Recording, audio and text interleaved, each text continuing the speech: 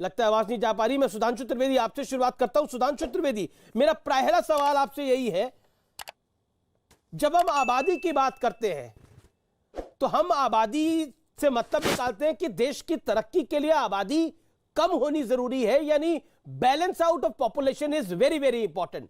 लेकिन दूसरी तरफ नैरेटिव यह चलाया जाता है कि अगर मुसलमान बच्चे पैदा नहीं करेगा तो हमारा सीएम, हमारा पीएम कैसे बनेगा? यही बात कही गई है।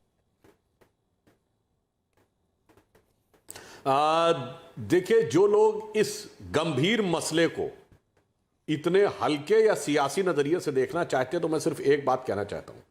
अमीश जी, हमें याद, हम बचपन में ये पढ़ते थे कि 1981 में भारत की पॉपुलेशन 68 करोड़ थी, आज 135 करोड़ हो गई, यानी डबल हो गई 40 साल में। क्या आप कल्पना कर सकते हैं कि अगले 40 साल में डबल का मतलब क्या हम 270 या 75 करोड़ लोगों को 40 साल बाद यह देश में आप पास संसाधन है कि आप सस्टेन कर सकें?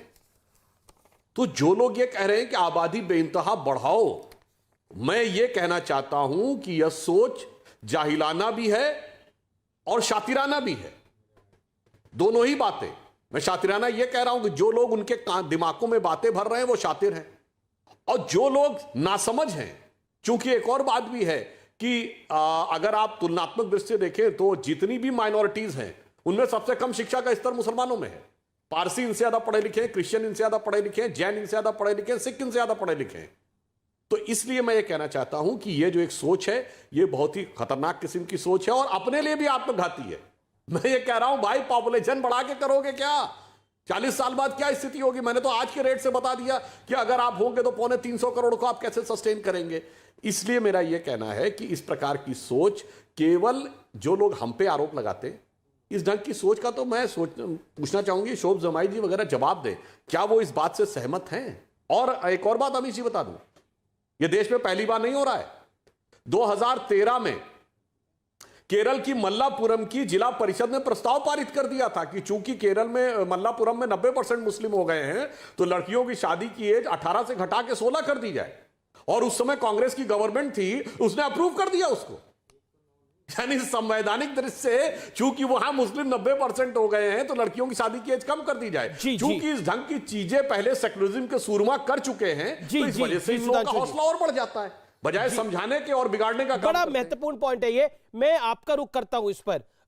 शोएब जमई, आप हाथ भी खड़ा करें। शोएब जमई, योगी आदित्यनाथ ने एक इंटरव्यू दिया था अप्रैल के महीने में मुझे, और उस इंटरव्यू में उन्होंने बोला था जो लोग जनसंख्या मिशन मोड पे बढ़ा रहे हैं, लेकिन आपने उस इंटरव्यू की बात किया था कि एक मुख्यमंत्री को इस तरह की शब्दावली नहीं बोलनी चाहिए। लेकिन जो उन्होंने कहा था वो तो गुफरान नूर सिद्ध कर रहे हैं ना कि मिशन मोड पे जनसंख्या बढ़ा रहे हैं अपना प्रधानमंत्री, अपना सीएम लाने के लिए, और खुल्लम खुल्ला बोल रहे हैं।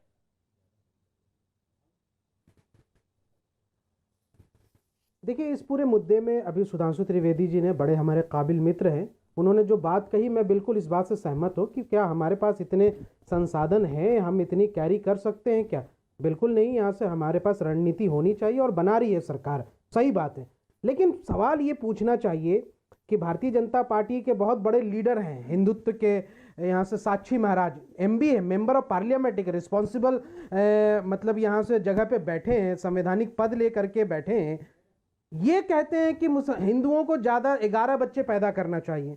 साध्वी प्रज्ञा जो इनकी, ये कहती हैं कि हिंदुओं को ज्यादा बच्चे पैदा करना चाहिए। अब क्या ये मिशन मोड में ये चला रहे हैं? तो मुझे लगता है कि जो सुधांशु जी ने जो बात कही है, वो अपने ही एमपी को ये बात कहें तो ज्यादा अच्छा होगा। दूसरी बात ये है, यहाँ मिशन मोड तो किसी और का लग रहा है ना। अभी यहाँ मिशन मोड तो किसी और का लग रहा है कि अगर आप बच्चे पैदा ज्यादा करेंगे तो पीएम और सीएम बनेंगे। 15 सेकंड में इसका जवाब, फिर सुबुई खान को मैं लेके आता हूं।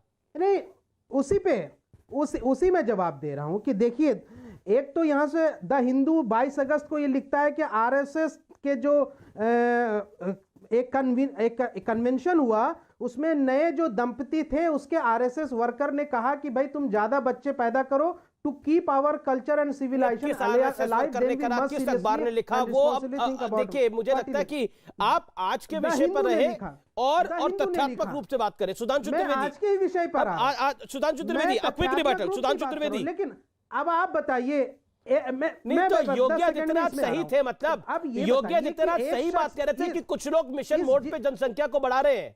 यही बात तो गुफरान नूर सही कह रहे हैं। बिल्कुल योगी आदित्यनाथ सही थे। उन्होंने सही कहा कि भाई ये आरएसएस के लोग मिशन मोड में है जनसंख्या बढ़ाने के लिए। गुफरान नूर के बारे में आप क्या कहना चाहते हैं? गुफरान नूर की जो बात कर रहे मुसलमान हैं। पीएम बनाना अरे चाहते हैं, मुसलमान सीएम गुफरान बनाना नूर चाहते हैं, ना MIM नहीं बोलना पड़ेगा। कौन देखिए है गुफरान नूर? Who the hell is he? कौन है गुफरान Then नूर? ना condemn it. राष्ट्रीय प्रवक्ता है MIM का, ना वो असदुद्दीन ओवैसी है। Who the hell is he? एक 4 आदमी बैठ करके एक कुर्सी में एक घर में बैठ के बातें कर रहे हैं, आप उसको एक ऐसा लेके जा रहे हैं कि मिशन मोड। अरे हास्यास्पद बातें हैं भाई। देखिए, जो बात कही अभी इन्होंने कि साहब वो कौन है, ठीक है, बात सही है, मगर जनाब मैं कहना चाहूंगा जो कहा गया और जो हुआ उसका फैक्ट तो देख लीजिए। जब ये देश आजाद हुआ तो मुसलमान 9% था, आज 15% है। हिंदू 85% था, आज 79% है। आपको मैं जो चुनौती से कह रहा हूं, एक राज्य बताइए भारत का जहां पर कि हिंदुओं का परसेंटेज बढ़ गया हो आजादी के बाद। मैं 1 दर्जन राज्य गिनाऊंगा जहां मैं हिंदुओं भी का परसेंटेज चुनौती गिर से कह गया। रहा हूं सुधांशु सो द जी। Question of the hell is, सुनिए शोएब जमाई, क्वेश्चन ये है कि स्टैटिस्टिक्स कह रहे हैं, आप किसी को लुच्च कहिए, किसी को उच्च कहिए, उससे फर्क नहीं पड़ता। पर मैं तो आपको जनसंख्या के आंकड़े के आधार पे बोल रहा हूं ना। इसका मतलब वो कमरे में बैठ के जो बोल रहे हैं वो तो दिखाई पड़ रहा है आंकड़े में। जी आंकड़े में तो जो है जी देखिए, जो फैक्चुअली है, जो फैक्चुअली है, एक सेकंड नहीं, जो फैक्चुअली है, देखिए फैक्चुअली 1947 के बाद मुस्लिम्स की जनसंख्या भारत के अंदर बढ़ी है मुस्लिम की जनसंख्या, और हिंदू की जनसंख्या कम हुई है। अगर आप इसको प्रोपोर्शनेट तरीके से देखेंगे, और दूसरी तरफ आप कह रहे हैं वो टुच्चे से नेता है, ठीक है वो टुच्चे से नेता है, लेकिन बात तो वही कर रहे हैं जो पिछले 70 साल से हो रही है ना। और अब वो कह रहे हैं कि इसको मिशन मोड पे और बढ़ा दो। पॉइंट ये है। हाँ, अब मैं जवाब देना चाहता हूं। इन्होंने बहुत वाजिब सवाल पूछा कि ग्राउंड क्या है। जनाब, एक दौर था जब भारत में साक्षरता दर बहुत कम थी।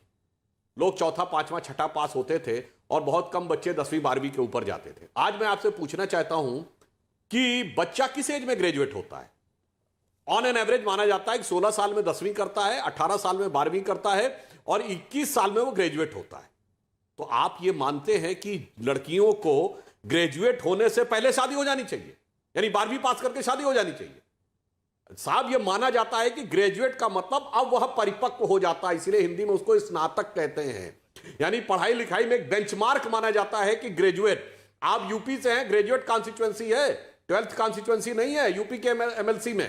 इसलिए मैं कहना चाहता हूं एक बेंचमार्क है, चूंकि अब सब लोग पढ़ने लिखने लगे हैं, शिक्षा का स्तर बढ़ गया है, तो कम से कम ग्रेजुएट तक लड़का लड़की दोनों हो जाने चाहिए, ताकि फिर यह माना जाए कि उनके अंदर इतनी समझ आ चुकी कि वो अपनी जिंदगी के बारे में